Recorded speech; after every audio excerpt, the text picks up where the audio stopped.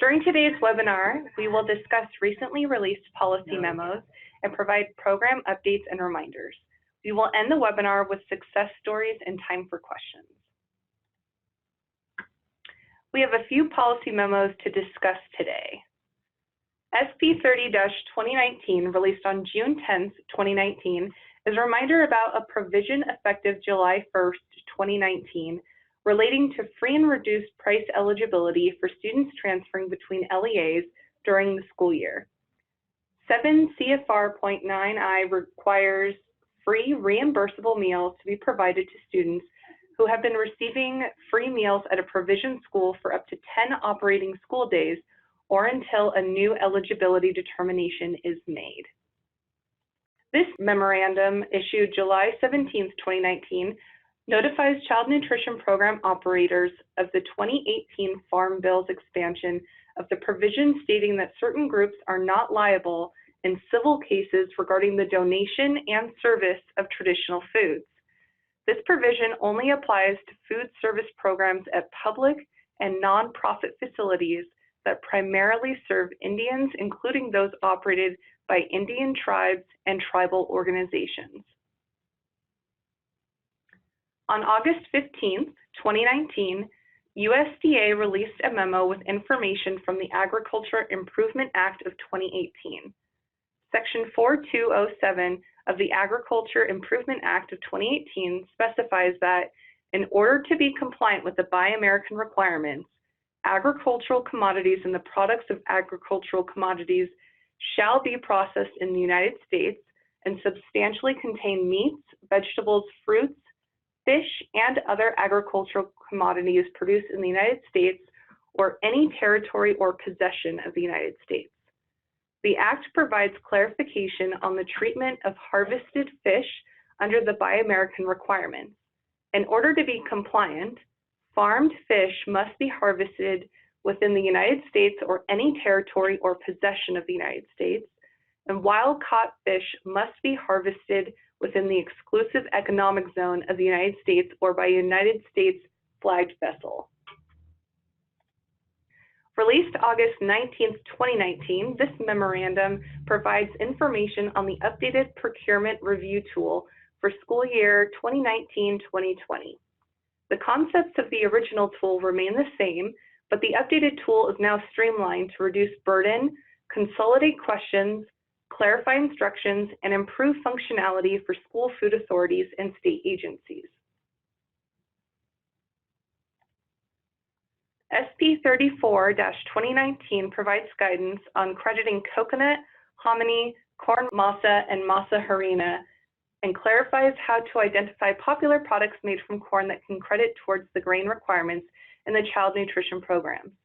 This memorandum was issued on August 22, 2019, and rescinds and replaces SP 22-2019. SP 35-2019 was issued August 23, 2019, and provides changes and clarifications to the school meal program's administrative review process. In previous years, AR materials have been updated annually. This year's updates to the AR process were issued through this addendum document. We have some important updates to share for today. The Idaho State Department of Education Child Nutrition Programs is now accepting National School Lunch Program equipment grant applications from school food authorities throughout the state of Idaho. A complete application packet must be submitted to the state agency no later than 5 p.m. Pacific Time, Monday, September 30th, 2019. This funding was made available through the United States Department of Agriculture Fiscal Year 2019 Consolidated Appropriations Act. Idaho will allocate $126,712 to SFAs to purchase needed equipment based on a competitive grant process. The awards will allow SFAs to purchase equipment needed to serve healthier school meals, improve food safety, improve the overall energy efficiency of school food service operations, and expand access to school meals. As with all federal grant funds, procurement regulations at 7 CFR Part 210.21 and 2 CFR Part 200.317 through 326 applies, and equipment competitively procured using these grant funds must be necessary, reasonable, and allocable. SFAs must follow all federal, state, and local procurement laws when purchasing equipment with grant awards. All awards are contingent upon available USDA funds. The grant application is available at the web address shown here. Please read through the application to ensure submission of a complete packet of information. A checklist is provided on page 12 of the application. A document containing frequently asked questions and answers was emailed to all NSLP sponsors. For more information, contact the Child Nutrition Programs at 208-332-6820.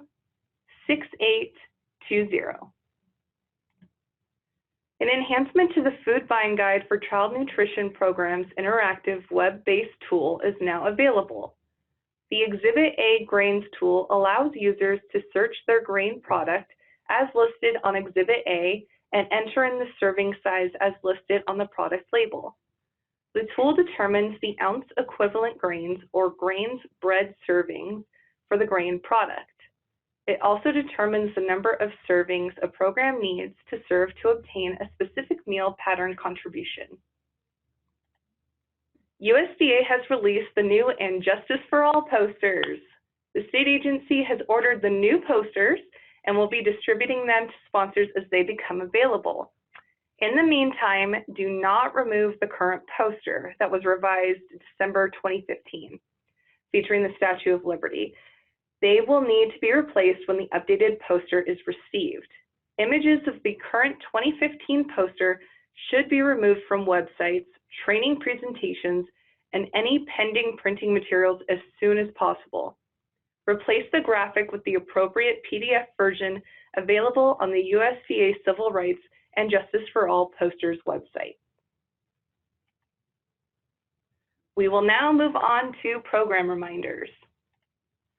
Mark your calendars and be sure to change your individual student's eligibility to paid if no eligibility determination has been made by the 30th operating day of the new school year.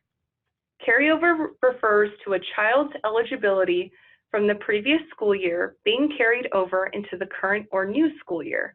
According to 7 CFR 245.6C2, an individual student's eligibility from the previous school year before July 1 carries over for up to 30 operating days into the new school year, or until a new eligibility determination is made, whichever comes first.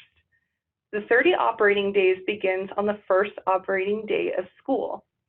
Operating days are the days in which reimbursable meals or milk are provided by a school or another program sponsor. Remember, adverse action requirements do not apply to any reduction of benefits for the new school year from the previous year's eligibility.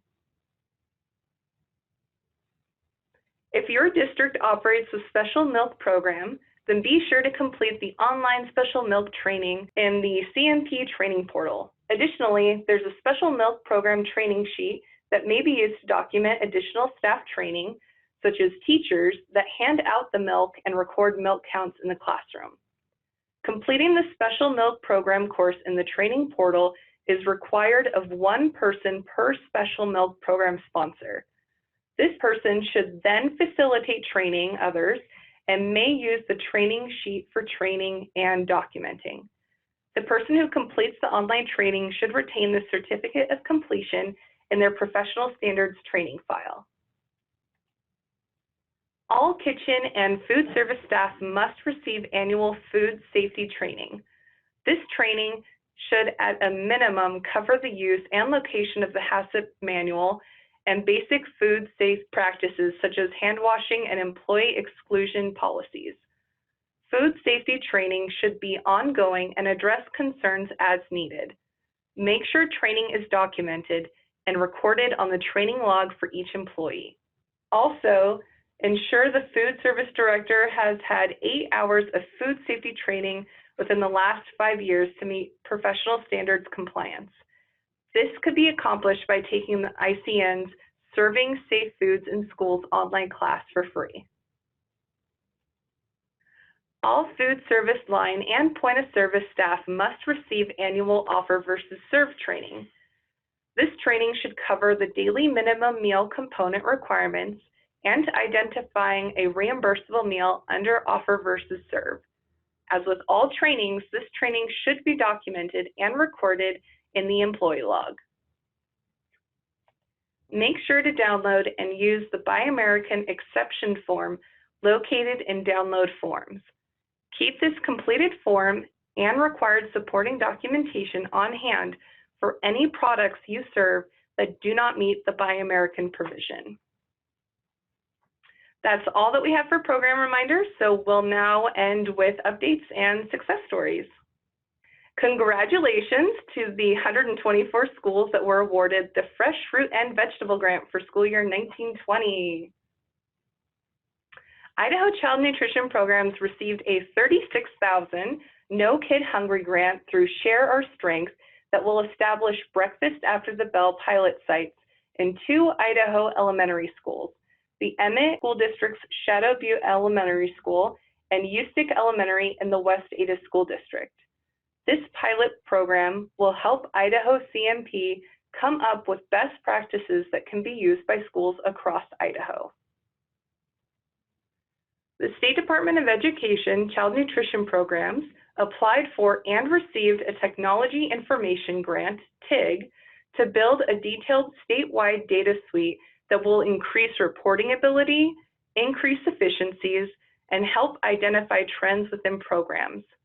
Of the $1.48 million awarded, a total of $250,000 will go toward mini grants for Idaho sponsors for computers, software, and other technology used to run USDA programs. Idaho Child Nutrition Programs also applied for and received $825,241 for an Administrative Review and Training ART grant. This grant will focus on making the National School Lunch Program sponsor application process easier for districts, schools, and families in this predominantly rural state. Idaho CMP will develop and implement a web-based free and reduced price school meal application for use by local program participants. Online and in-person training will be developed to support adoption and implementation of the new web-based application. Those are the success stories we have this month. Does anyone have any questions at this time?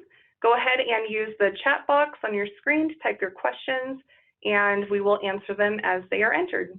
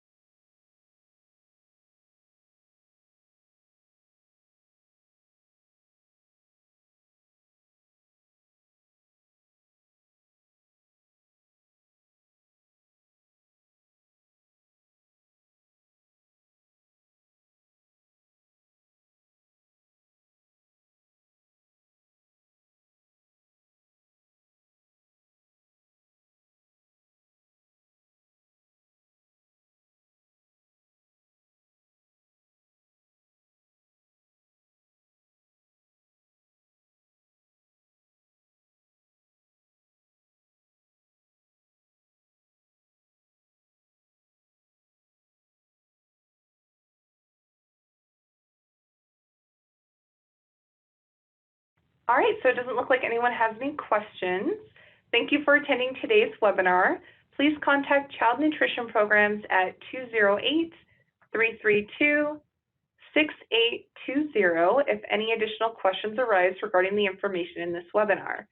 Please remember that the accuracy of the information shared today is guaranteed only as of the recording date. USDA may issue more guidance or further clarification regarding items discussed in today's webinar. This concludes today's webinar. Thank you all and have a good day.